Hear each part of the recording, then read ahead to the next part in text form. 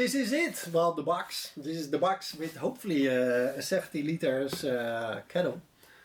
I paid $3.99 on the internet, almost 400 euros, which I think for a stainless steel kettle, 70 liters with, you know, a filter, thermometer, some valves and a basket.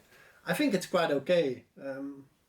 You might find something cheaper, but then, you know, especially if it's all loose parts and you have to pay for the transport, it might add up, you know, especially transport to Sweden, somehow it's really expensive. So I was thinking maybe we can do an unboxing video, you know. I don't know if it's still a thing. If not, we can make it a thing again, you know. Unboxing with the Brewing Dutchman. Unboxing the BrewTaurus 70 liters with Den Brugge. Sound good?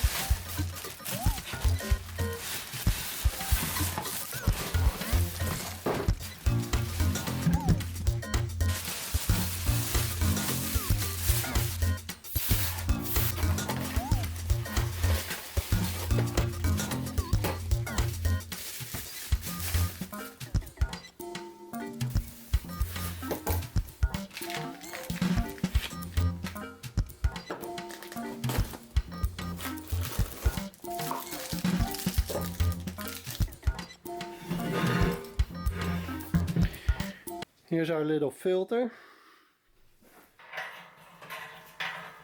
Of course, this one on the inside doesn't really need the gasket. Let's try out this filter, or this basket. Ah, okay, just like that.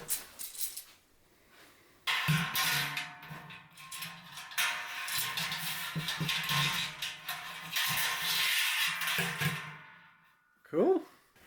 Oh wait, and then we have this thing.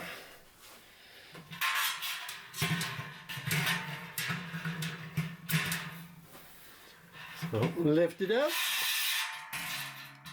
Oh, that would have been nice. Yes. Ah. That is so much better than the copper pipes that I've been using.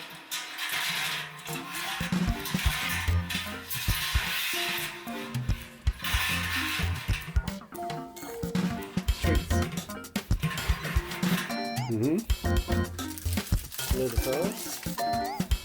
I appreciate that, you know, that they do the size. And they do the size on the ball valve itself.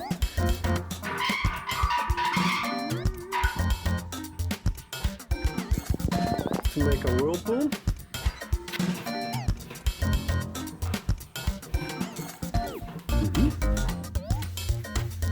Yeah, all it needs is just some tape. Nice thick bottom. It feels pretty solid. The welds are tidy. Nice handle. How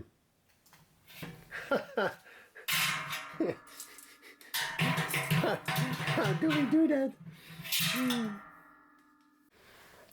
Oh, wait. Being foolish again.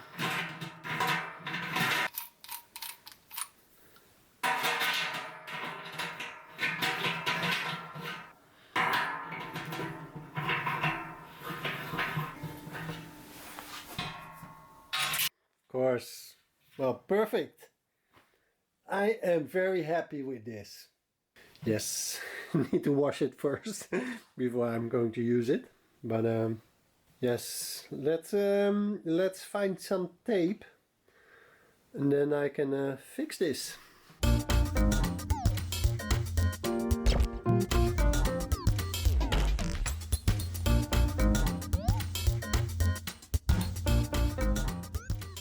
I'm planning to clean the kettle for the first time. One thing I noticed that the tap at the bottom, they placed quite high. I mean, there's plenty of space underneath. But if you look how many liters of water you're wasting, it's about 7 liters before it, you know, it reaches your filter. So on a maximum brew size of 60 liters, I would say more than 10% loss on your kettle. That is quite a bit. For me, they could have placed it a little bit more low. lower, I mean plenty of space. And yeah, look at these numbers. They're just a few millimeters high. They could have made it a little bit bigger for me. I mean, imagine trying to read that with steam. No, you're not able to see that. If you compare that with my old kettle, these I just placed myself, I mean, this you can read, you know? Yes, it is time to brew some beer. Because, well, I ran out of beer and I almost went to the store to buy some. So that's ridiculous, of course, when you can brew your own beer. So I'm going to brew a triple. I once made a triple for Christmas, a spice triple with Andaliman pepper and orange peel. And it was just so good. I rebranded it.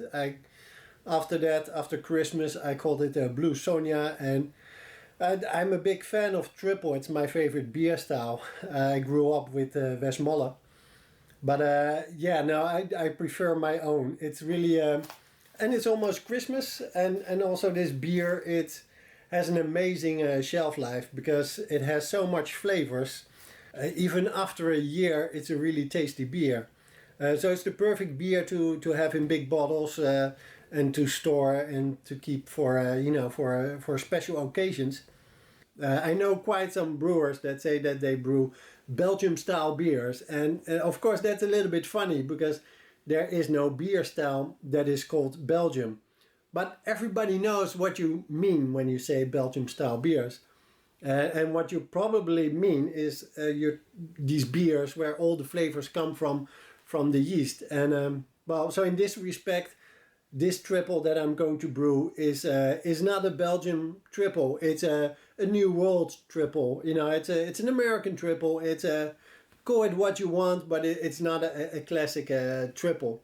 And I'm going to brew with the BrewTaurus. It's a new kettle that I bought for my tiki bar slash brew house outside.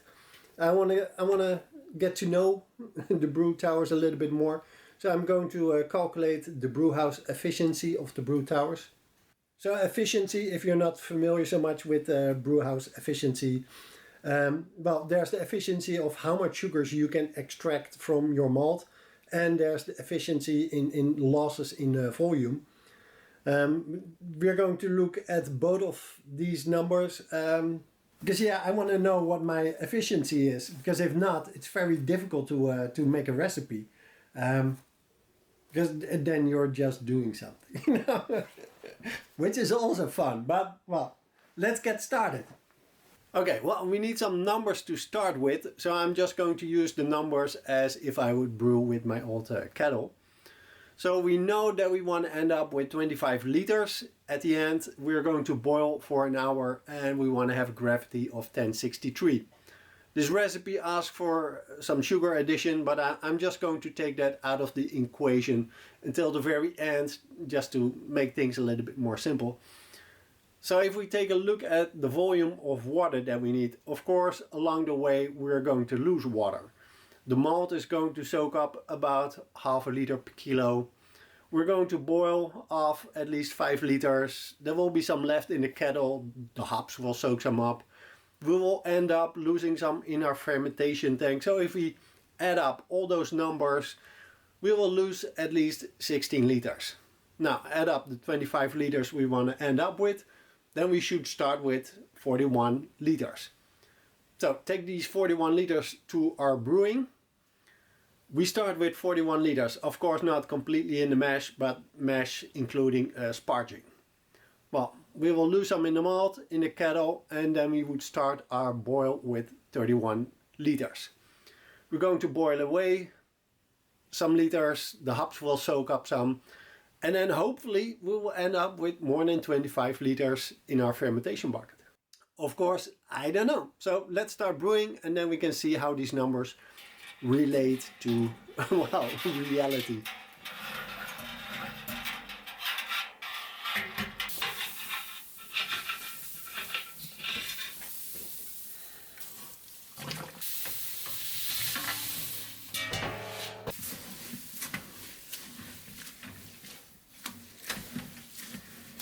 Okay, so I kept the recommended Mesh thickness of 3.7? 3.7, but it feels a little bit thick.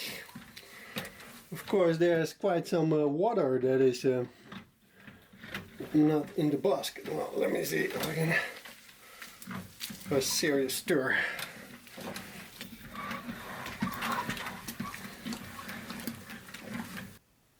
Maybe these mesh thickness are meant for a full kettle. I don't know, but this seems to me way too thick. Yeah, I am going to add some water. Okay, well, I added 2 liters.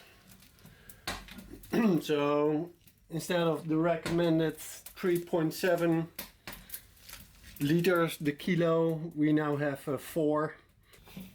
So maybe the 3.7 was for the kettle and not for brewing inside the basket.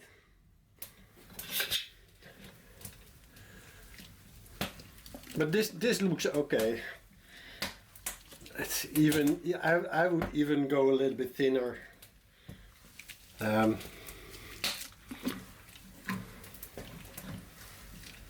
Yeah, I might add another liter, because you see when you do like this, I'm going to add another liter. I think this is much better than the, so it's 4.2 liters per kilogram instead of the 3.7. And at least now you can stir. So our mesh temperature 66, the grains was 15 degrees Celsius, so mesh in temperature should have been around 70, which it wasn't yet. But, well, let's get this party started.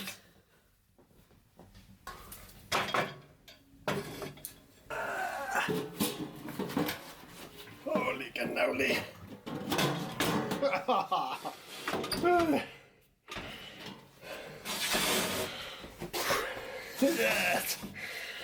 Wow. Oh, that was not elegant. Okay, well, I reached the 66, so I started my timer for 60 minutes. 666. To stir or not to stir, I leave that up to you. I like to stir a few times just to loosen up my mesh a little bit, and also to check if I'm still on the right temperature. Of course, if you stir, your efficiency will go up because you introduce new sugars to your enzymes. You know, even with mesh thickness, if you're too thick, you know, your sugar and your enzyme are stuck together, and your enzyme have a hard time finding new sugars. The same if your mesh thickness is too thin, you know, your sugar is over here, your enzyme is over here, and they will never meet. But another thing that I was thinking, because I never brewed in a basket, normally when you have a filter bed and you start to sparge, you sort of sparge through the whole column of your grains. Maybe with a basket, your sparge water is going to go for, you know, the easiest way out. So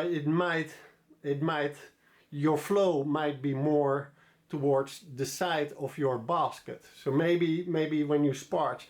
So that's another reason why I think I will keep my my grain bed really loose. So I think I'm going to, especially towards the end, loosen it all up, just so when we sparge, it really filters all the grains and not just the sides of the basket. Alright, so an hour has passed. It's time to start my sparging. I have sparge water, 80 degrees, well, a little bit over, to be honest. That's just, you know, when you sparge, do it as hot as possible, but don't use boiling water because, well, you got tannins and other unwanted flavors. So 80 degrees, I'm going to start my timer. Boop. I am very curious with this filter bed how I'm going to do that. Let's see how it looks like. First runoff.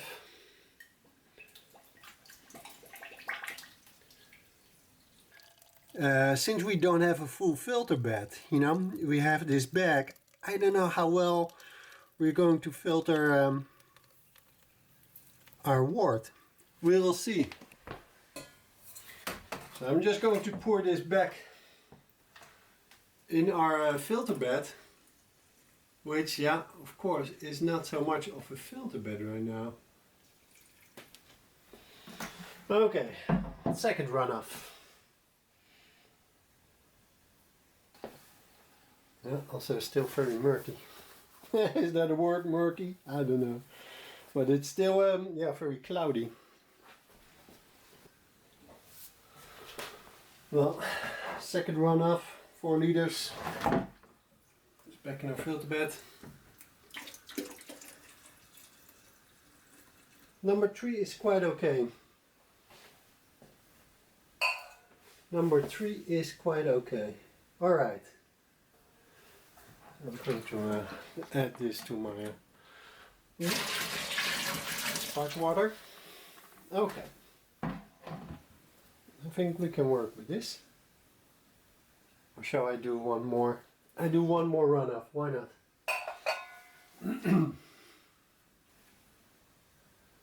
Well, I don't want my grains to fall dry all the way. I'm going to stop here. Yeah. Number 4 is the one. I'm taking my time. 3 runoffs and now 8 minutes later. Whoops.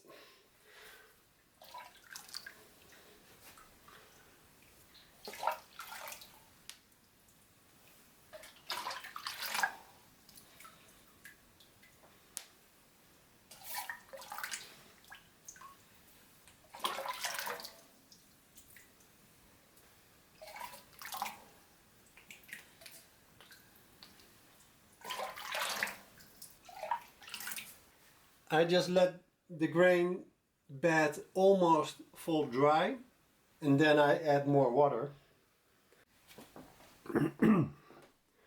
Okay, well, sparging is done. I have collected some numbers.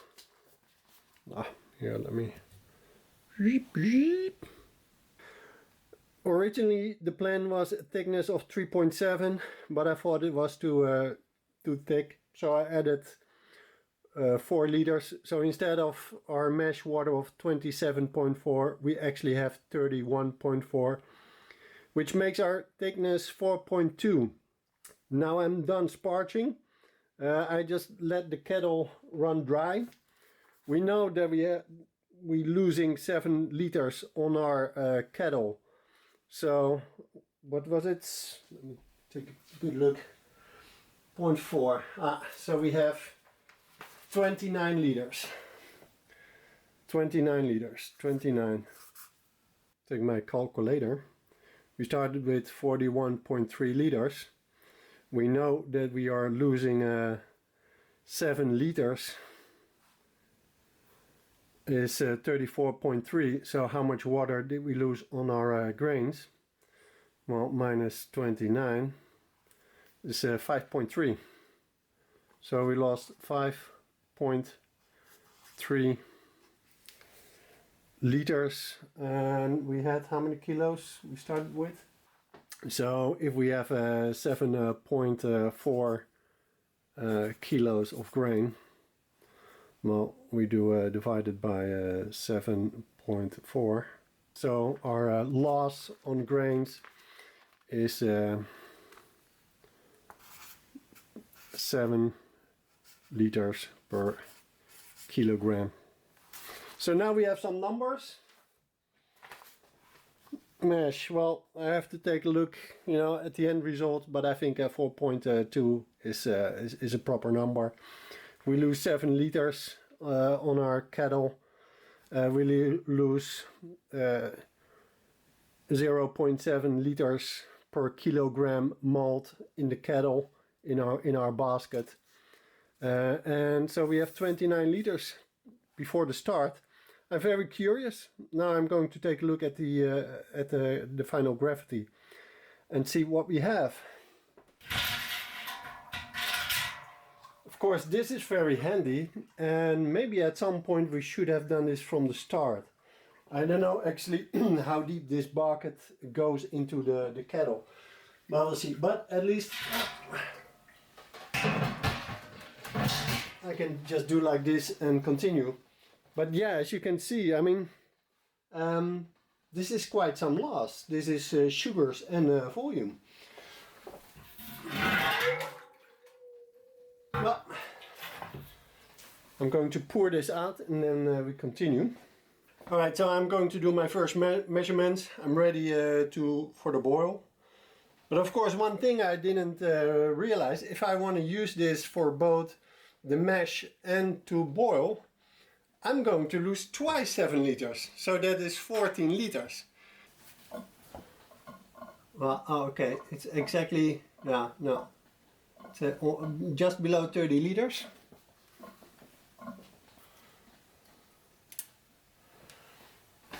Alright, first reading.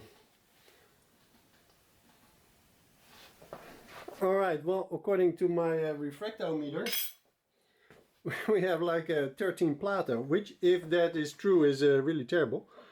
I don't know. Can you see that in this? Ooh, yes, maybe you can.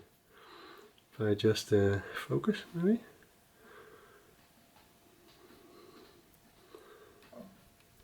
Okay, well, I'm not sure if you can really see that on the camera, but yeah, that would be really bad. So I'm going to double check the old-fashioned way. I think we have a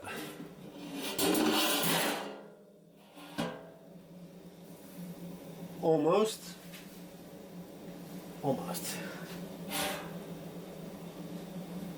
Once it starts to boil, don't forget to take off your lid, of course, because if not, we will have all these cooked corn smells in your beer. That's not what we want. 6 grams of Simcoe. It's not much, but we're going to do a flame out with quite some hops. Almost. I have to wait a little bit.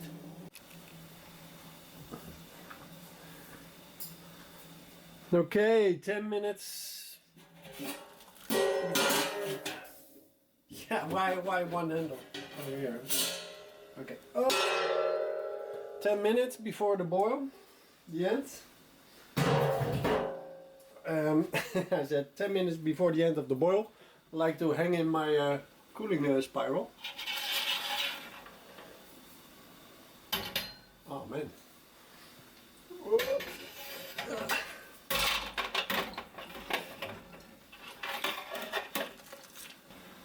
Alright, well, my cooling spiral doesn't go in all the way.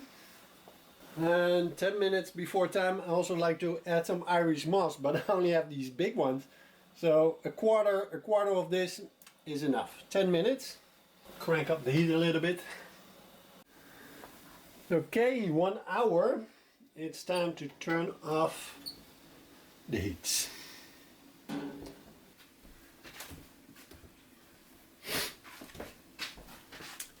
Yeah, so now it's time for the flame out edition. I always like flame out. 20 grams of Simcoe.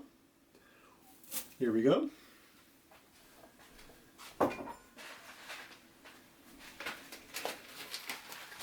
And then 100 grams of dried orange peel. And the 15 grams of Andaliman pepper.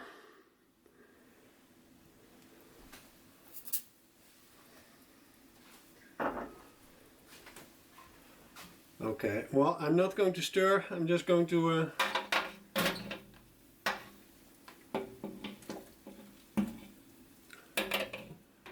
one little plunge.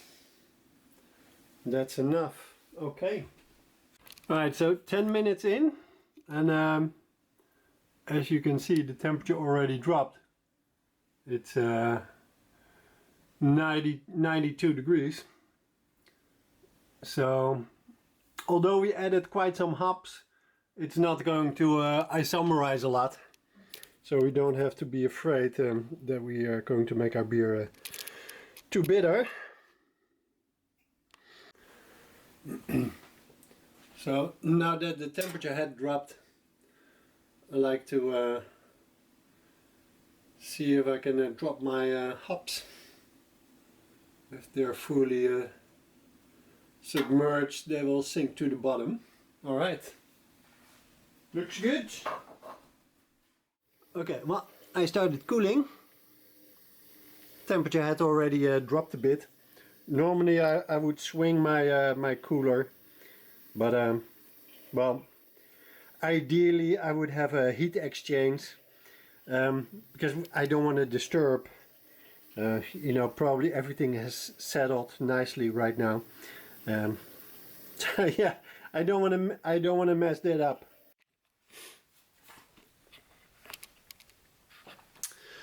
Okay, I'm done cooling. I stopped well, around 28. By the time it's in the fermentation buckets, you know, it's Sweden, it's cold. And how much did we boil? Whoops. 30, 25. I think that's 25. Yeah, 25. Oops, 25. So yeah, I did boil 5 liters. Boil half 5 liters. Kettle loss 7. So yeah, I should have like well 20 no 18. 18 and yes, wow. I might end up with only 18 liters. Well, good thing I didn't put the sugar in yet. So let's see.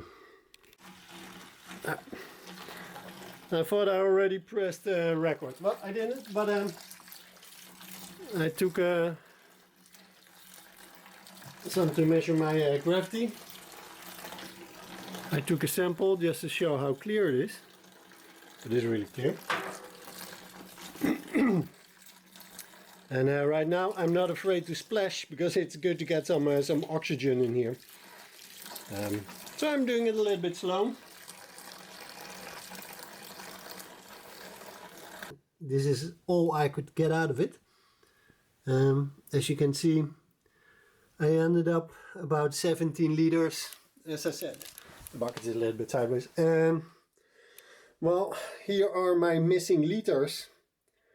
In my calculations, I didn't think about this, that I will be using this of course twice, and that I will be losing this amount twice, which is a little bit dumb, but well, that's how it goes. It is nice if you want to have a really clean beer, but I think for the mash you could tilt the whole pan. Like when you're doing the mash, it's not necessary, you know, to lose this much. For the boil, yes. I mean, look how clean it comes out. So I'm happy with the result. Yes, well, let's take a look at our gravity. 1060. We have 1062 maybe. Okay, well, I did it. I tilted the kettle, so we have another 2 liters, so 19 liters. So I'm only short 6. Gravity, well, I had to add 260 grams of sugar. That turned out to be 350. So I melted some sugar, and I'm going to just pour that in right now.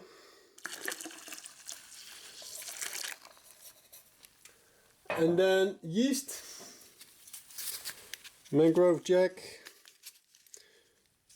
Belgium triple, don't be shy, 3 packs, I just toss it on the top.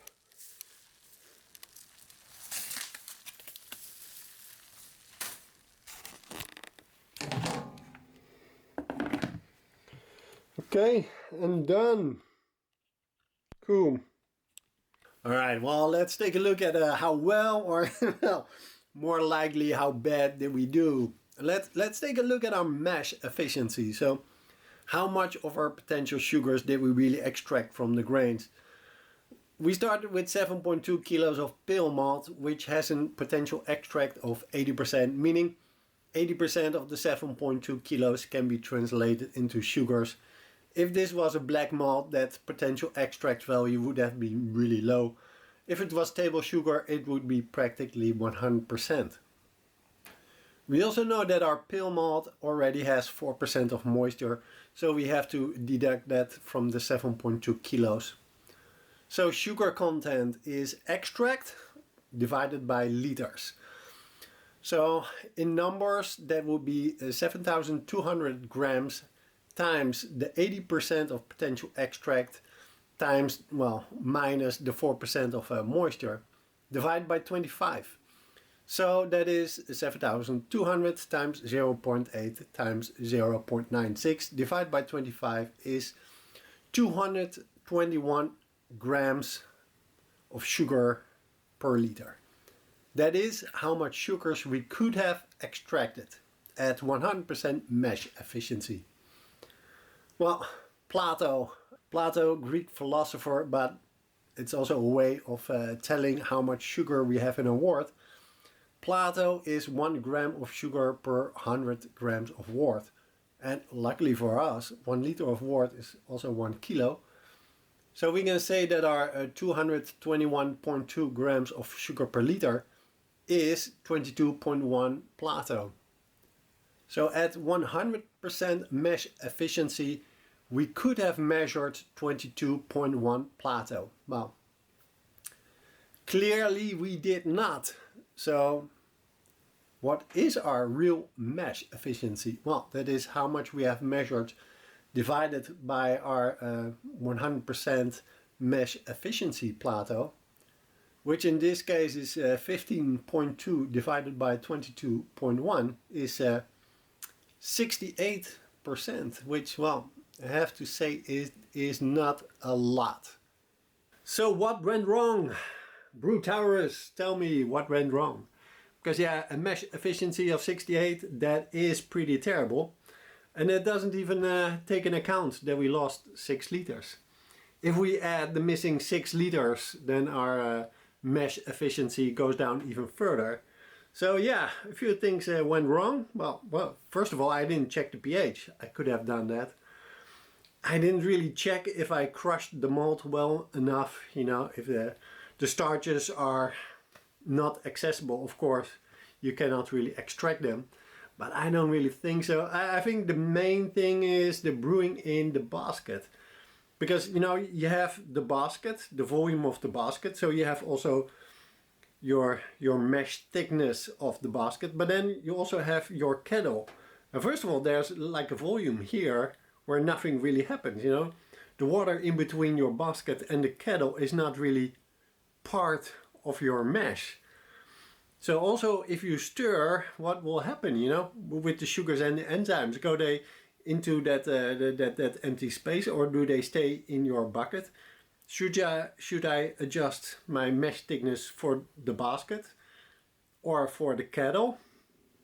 I don't know, I have to play around there. And yeah, of course we have this 14 liters that we're losing. There are sugars here left as well.